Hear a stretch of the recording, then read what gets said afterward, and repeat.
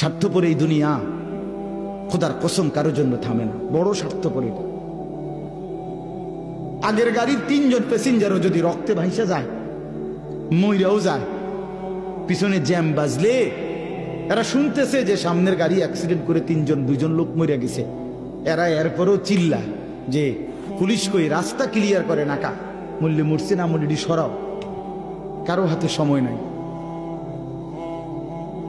স্বার্থপর এই দুনিয়া, কারোর জন্য থামে না রে বাপ।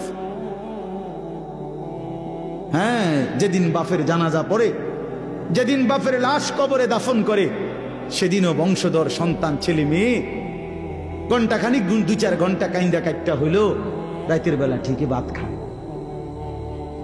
হ্যাঁ, খায় না? পাশের ঘর থেকে খানা আনে, আবার ওরা ঠিকই খায়। স্বার্থপর দুনিয়া যে, থামে না রে ভাই, থামে না দুনিয়া। ওই জন্য আমাদের কারোর জন্য থামবে না। তুমি আমি মরে গেলে শেষ। আবারও বলছি এই কথাটা, আমি মরে গেলে এরপরে পৃথিবী যত আধুনিকে হোক না কেন, আমার কি কথা বুঝছেন নি? আমি মরার পরে যদি সবার ঘর স্বর্ণের বাড়ি হয়ে যায়, তো আমার লাভ হইল কি? আমার মৃত্যুর পরে যদি সব মানুষ আধুনিক হইয়া সাঁদের দেশেও জায়গা, আমার ফায়দা কি? আমি তো না, আমি তো মরে গেলাম। যে কবরে চলে গেল সে কি আর ফিরে আসবে? আল্লাহ আমাদেরকে বুঝ দান করেন।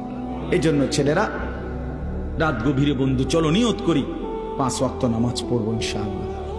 ভাইয়া নষ্ট হইও না, নষ্ট হইও না, চরিত্রহীন হইও না বাপ।